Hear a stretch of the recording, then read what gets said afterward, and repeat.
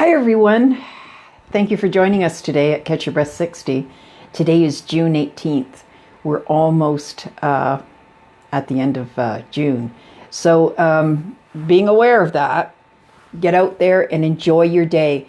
In Southern Ontario, we are having an absolutely gorgeous day. I have already been out for my 1 kilometer walk, and the outside was just beautiful today, and I got some sun and I got some tan, and that's also good. You know, it really helps to change your mind on and get you into a mindfulness situation where you can better take care of yourself. So for those of you that are new, because my page has a lot of new people on it, my name is Barbara Moore, and I run a blog called Catch Your Breath 60. I was diagnosed at age 60 with chronic obstructive pulmonary disease. I had a major exacerbation and spent most of 2016 in hospital. I've recovered somewhat because I am not a warrior. I did not ask for this. This was not a battle of my own fighting. I am a survivor. I survived this battle and I survived this life.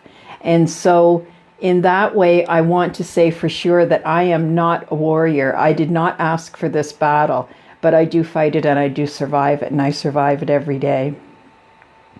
So one of the topics that were presented to me this week was, can we talk about how to ask our caregivers how to support us? And I know for a lot of people, hi Sandra, how are you? Nice to join us. Nice of you to join us today. So I know for a lot of us that our lives have changed, and we know that with chronic illness, right? It's not just COPD that affects us, but for a lot of us, we have other issues such as diabetes or high blood pressure. And when these things are affecting our lives, it affects everything that we do every day. And some of us have exacerbations, and some of us go through times when, you know, things are very, very good. And I have a very good time throughout the summer. But as most of you know who follow me, the winter is not a very good time for me, and it's an absolute needy time for me. So first of all, what I want to say, hi Judy. I want to say first of all that it is okay for us to ask for things. We should be looking at our surroundings and the people that surround us as our tiny village. And it takes a village. We have done in the past for people, and there's nothing wrong with asking people to give you a hand when you need it. You are not a burden. Don't set yourself up as a burden. It's not like that. You've given in the past, and it's okay to ask now. So, hi Barbara. Nice of you to join us today. So be vocal and learn how to be vocal, saying things in a non-threatening manner and using your voice to be heard and to say the things and to orate the things that you need. There's nothing wrong with needing some things. And just because I need things today does not mean I am going to need things tomorrow. So from day to day, things change. And a lot of for those of us with COPD or lung issues, a lot of our needs change on a day-to-day basis. So what are some of the things that you do asking, what are some of the ways that you go about asking caregivers to help you? And when I'm talking about caregivers, I'm talking about those people who kind of do things for us. You know, I have my husband and I live with my husband, and I know that I'm very, very, very lucky. But I also have 3 children who are at my beck and call and will do anything for me in a minute. But asking them to do things is not always an easy task. And so how you do that sometimes plays a role in what the ultimate results will be. So how do you go about, hi Carol, how do you go about asking people to meet your needs when you are in need? Does anybody have some examples that you can talk about in that field today? One of the threads that I came across today was in your ability to be vocal. And for some of us, we really have a hard time with that. I have a terrible time with that. Being vocal is very, very difficult for me. I have always been the giver, and I've always been the one who's done the giving and the doing, and I was always there for my parents and everything. So for me to ask and not be the strong person, right, it's really hard.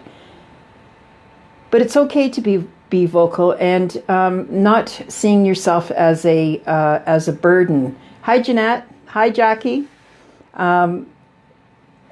Nobody can read minds, and nobody can anticipate what your needs are if you don't ask them. Hi, Merlin. So letting people know that they can help you, and this doesn't even have to be when you're chronically ill. This is just a natural process of aging. We can't all do the things that we used to do. And that's just a fact of life that some of us just have a really hard time getting used to, but it is the truth. And so how you ask people and being able to ask people is really, really important. Nobody can read your mind. And so if you can't ask, you're not going to get, and nobody's going to be happy. And I can tell you that's the truth. We need to educate our caregivers on what our needs are and give them triggers and responses that allows them to know what we need when we need them. Hi, Amy. So how do we educate people on the things that we need? And as I said, people are not mind readers.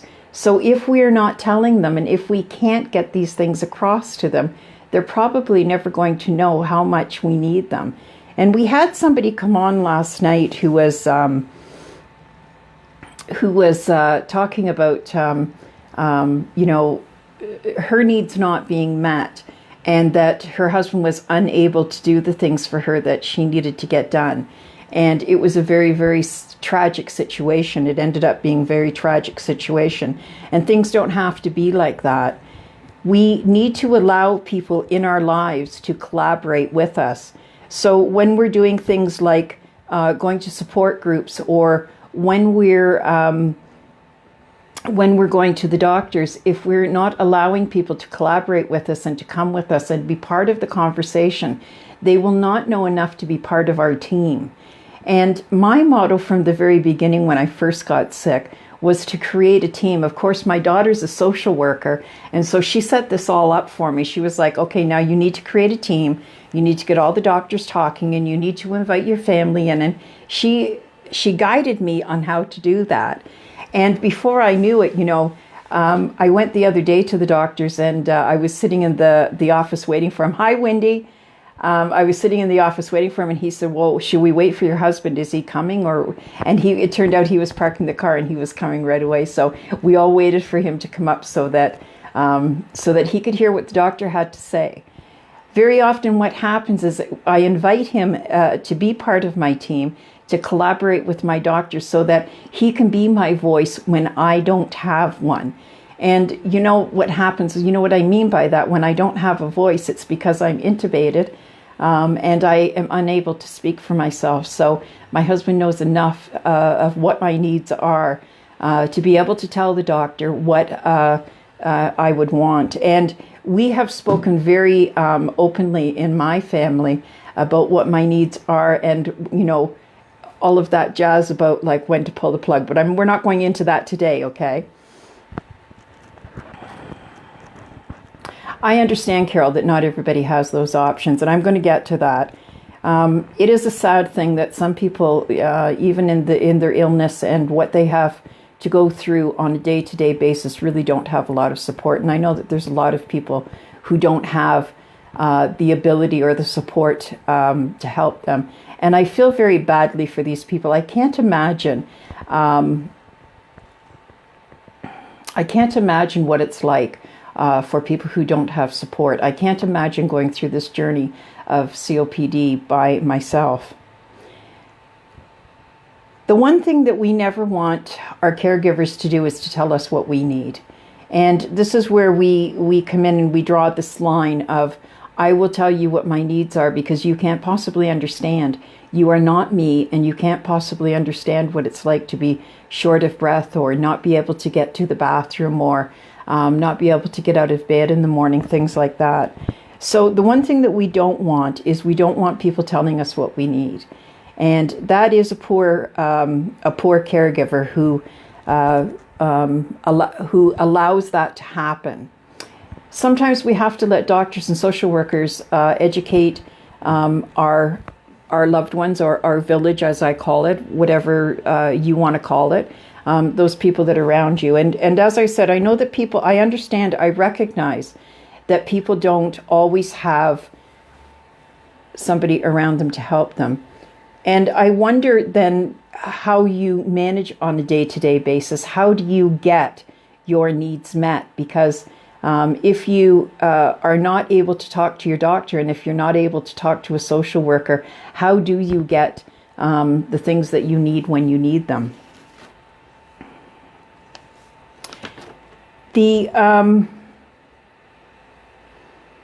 One of the things that I will tell you is that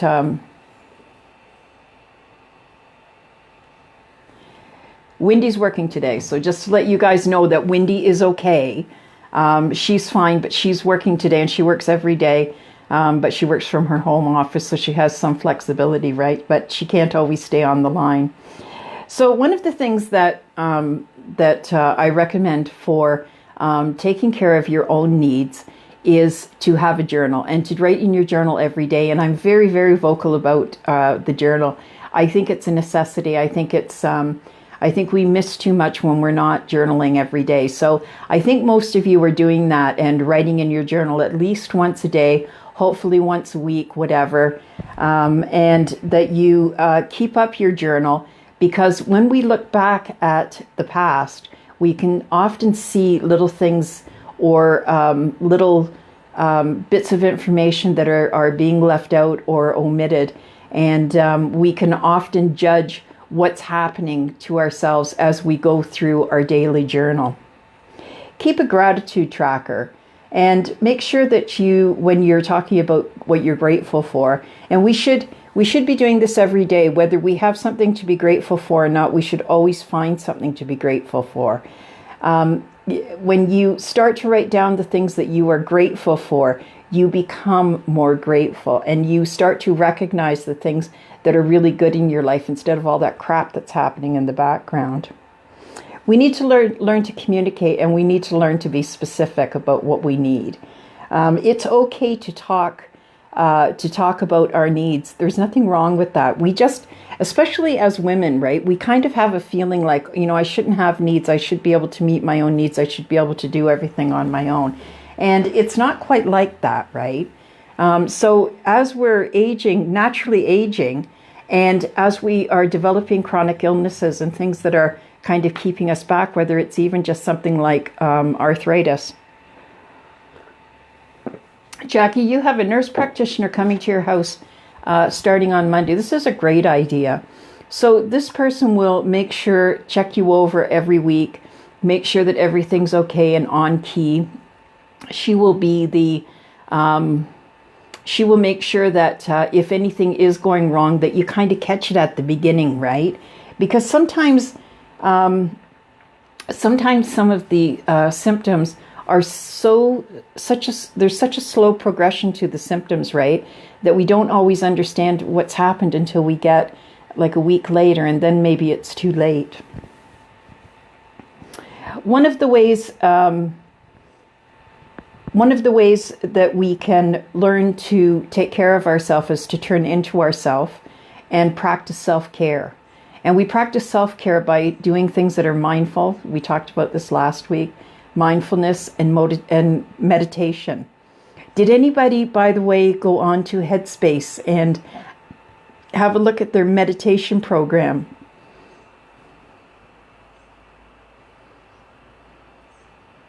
So right, Carol. It's so right. When you're married to somebody for so many years, and we've been married for 42 years, and I expect that my husband should know what's going on just by looking at me. But you know what? He doesn't. He's not a licensed or professional caregiver. He's simply my husband. Sometimes, he has things that's going on with his health too. And I may overlook those because of what's happening with my health. And so they don't always know what needs to be done or what you need at this point, right? And this is what I mean when I say they are not mind readers. So if you can't tell them, then maybe you need to start to turn on to yourself and look at your own self-care. Look at your own mindfulness and your own meditation. And come back with some positive self-help for yourself. And this is where journaling might help you, right? Journaling might help you in that as you're gaining this knowledge, you are kind of writing it down. And sometimes when you write down what I need, and here's how you will say it. Right now I feel blank. And I need blank. And then allow the other person to join the discussion. You don't have to be in charge of the discussion, and it doesn't have to be an aggressive discussion. But allowing yourself to say, this is how I feel, and this is what I need. And if you can't say it out loud, then write it in your journal. Eventually you get used to it, and it will become second nature. And your husband or your caregiver will be absolutely delighted in the fact that you have said what you need. They can do it for you now. Get it over with, and it doesn't have to be a huge, explosive, riotous conversation. People want to help you, but people,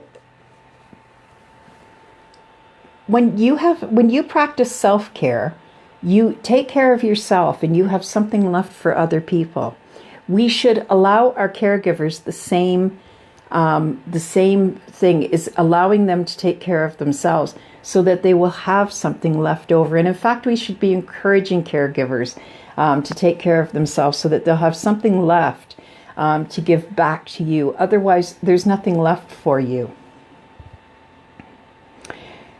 So that being said, what we have to recognize is if we have talked to our doctors and social workers, and if we have talked to our husband or our caregiver, our wife, whoever that is,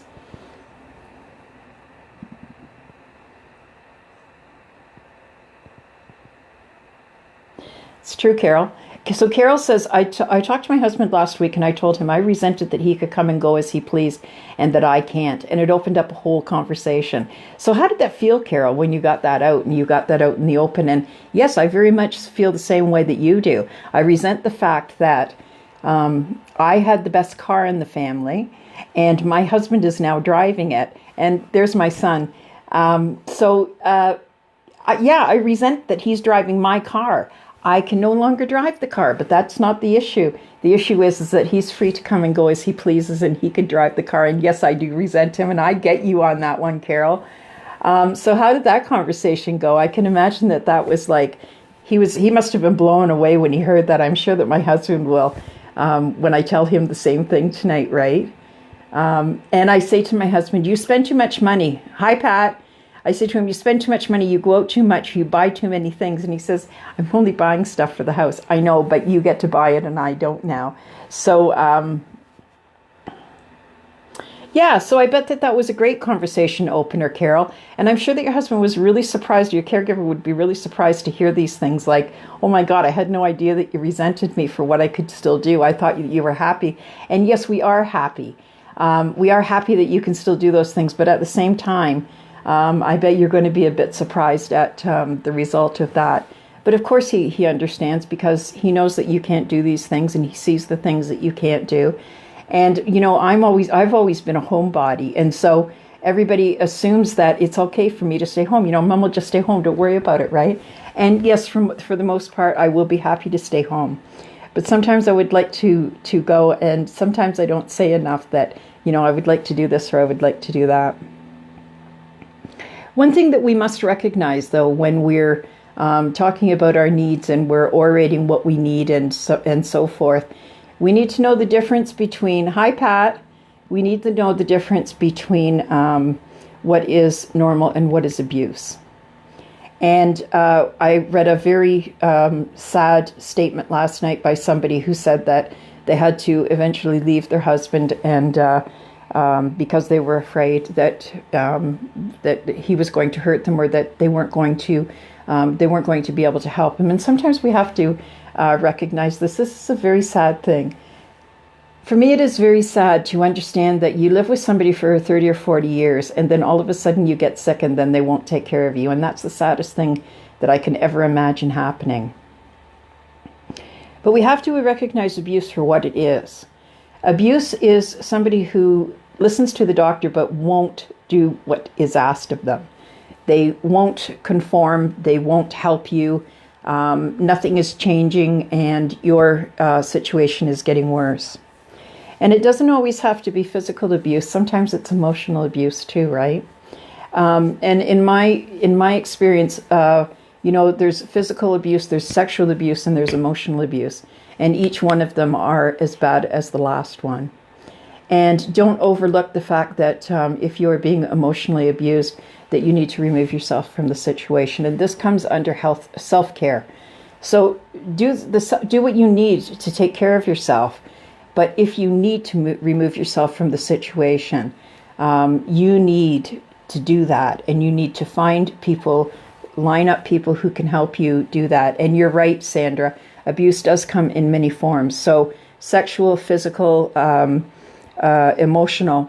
And I think that emotional health is one of the worst things, because once we listen to people talk negative about us, we tend to mirror or mimic those things that are being said about us, and they're not always true.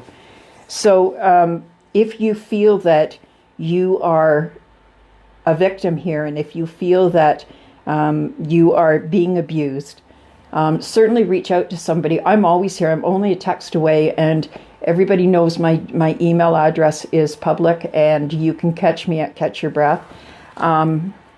If anybody is in this situation and needs to be removed from the situation, I'd be able to do whatever I can to get you out of it. And I think that people who, I think it's really, really difficult situation to remove yourself from your home and from what you're used to.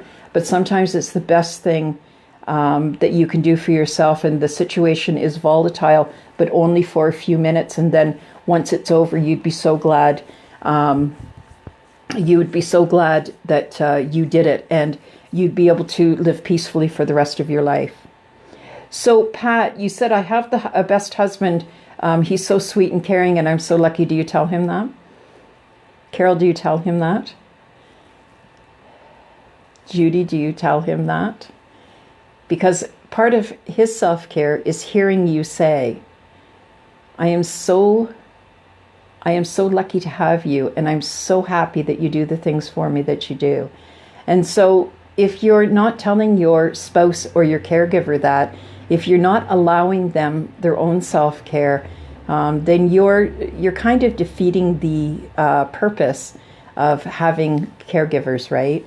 And I'm glad to hear that, Carol. I really am glad to hear that, because I think, like you said before, when you live together for so many years, we don't remember to tell these things. We don't remember to say these things.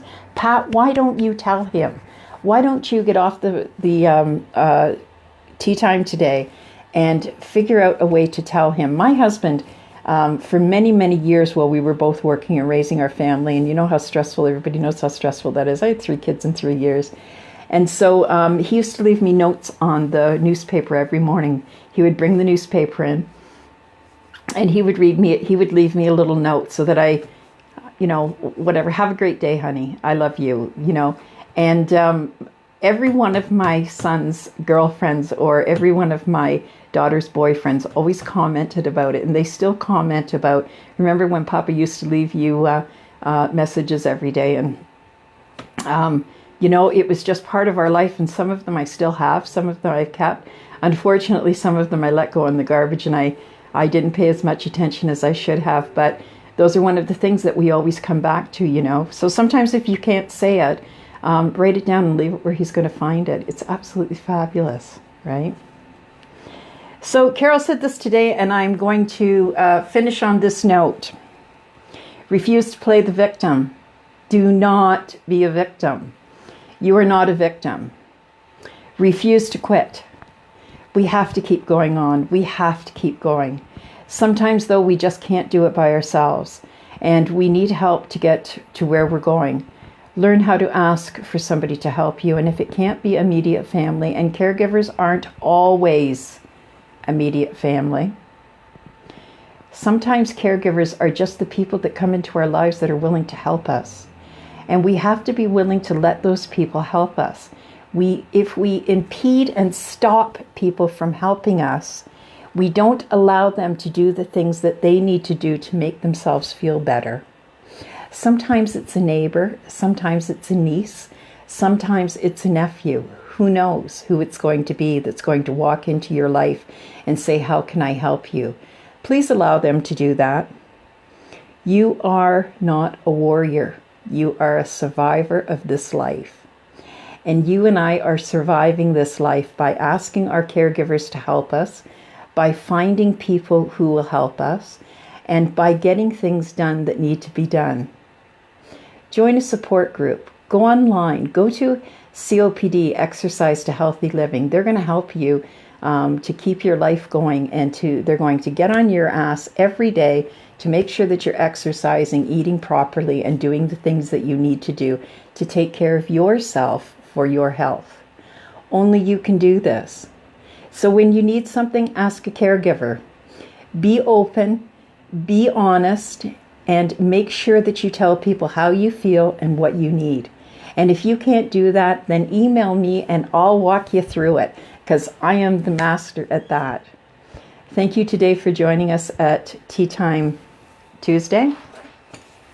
Remember that we are on Twitter at CatchBreath60. We are on Instagram at CatchYourBreath60. We are on YouTube, and my channel is open to everyone at CatchYourBreath60. I am on Facebook on this handle at CatchYourBreath60, and I also have a blog. And I will be taking everyone's comments today. Please do leave a comment. And even if you're watching the replay, please leave a comment for me. And I'll be taking all of the comments today, and I will be putting them into my blog post tomorrow. So watch that coming tomorrow. Thank you so much for joining me today. I cannot tell you how much I enjoy doing this tea time, and I look forward to it every single week. I appreciate you being here more than you will ever know. This is Barbara Moore for Catch Your Breath 60 Tea Time Tuesday.